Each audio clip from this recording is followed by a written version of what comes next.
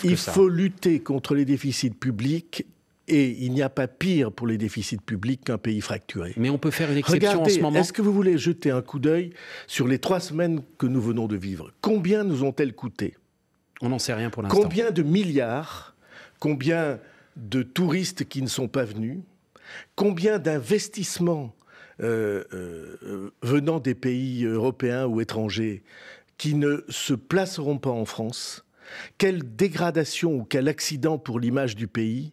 Les images que vous avez filmées... Là, il s'agit de sauver l'unité du pays, c'est ça l'enjeu pour vous. Il s'agit de sauver l'unité du pays. Et je dirais même mieux, il s'agit de créer enfin l'unité du pays. Il s'agit que tous ensemble, et chacun d'entre nous devra y prendre sa part, il s'agit que tous ensemble, nous nous interrogions sur cette question. Qu'est-ce qui fait en réalité l'unité et l'identité de la France? Qu'est-ce que c'est ce pays? Ce pays qui marque sur tous ses bâtiments publics liberté, égalité, fraternité. Qu'est-ce que ça veut dire? Et comment ça se traduit dans l'organisation de la société? Et ça fait des années et des années qu'on avait perdu le sens de ces valeurs-là. Je vais vous dire, j'ai reçu les Gilets jaunes, plusieurs groupes de Gilets jaunes. J'ai passé plusieurs heures avec eux. Il y a une phrase qui m'a frappé, que personne n'a reprise, parce qu'on n'écoute pas l'essentiel. À plusieurs reprises, ils m'ont dit « Monsieur Bayrou, c'est un monde qui n'est plus humain. La société dans laquelle on vit, c'est pas humain. Ce qu'on impose aux uns ou l'indifférence qu'on a envers les autres, ça n'est pas humain. » Vous avez entendu le président de la République hier soir, quand il dit il y a des secteurs entiers du pays, le monde rural par exemple, il y a des banlieues dans lesquelles les services publics ont complètement disparu.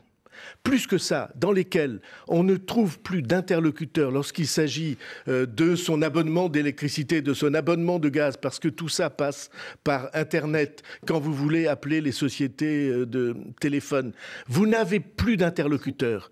Il n'y a plus de recours. Donc cette situation d'urgence... Vous êtes donc obligé de faire 50 km ou 40 km quand vous pouvez les faire. Quand vous avez la faculté de vous exprimer, de vous faire entendre. Cette situation d'urgence, François Bayrou, elle nécessite qu'on arrête la règle des 3% de déficit pour un moment, définitivement. Non, il faut évidemment la retrouver, mais sans doute y aura-t-il des interrogations à l'égard de la politique de la Banque Centrale Européenne, par exemple. C'est-à-dire c'est-à-dire, quand vous regardez le travail de la Banque Centrale américaine, ou le travail de la Banque centrale japonaise, et que vous regardez que dans ces deux grands pays, qui ne sont pas technologiquement en retard sur nous, dans ces deux grands pays, le chômage est à 3 et à 2%. Et que chez nous, on a toujours dans toute l'Europe un chômage à 9%, ce qui est le cas de la France.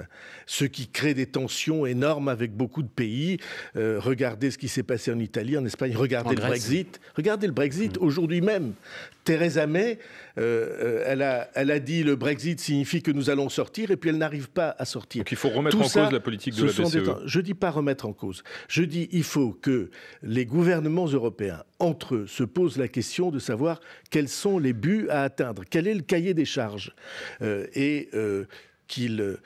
peut tout à fait définir les enjeux et les buts de la Banque Centrale Européenne pour ajouter à ces missions le plein emploi. Et parce que le plein emploi, c'est l'unité de la société dans laquelle on vit. Ce qu'on est en train de vivre, cette fracture qui nous coûte si cher, c'est parce que nous avons trop longtemps ou accepté ou pas su répondre à la question d'une société qui se sent unie.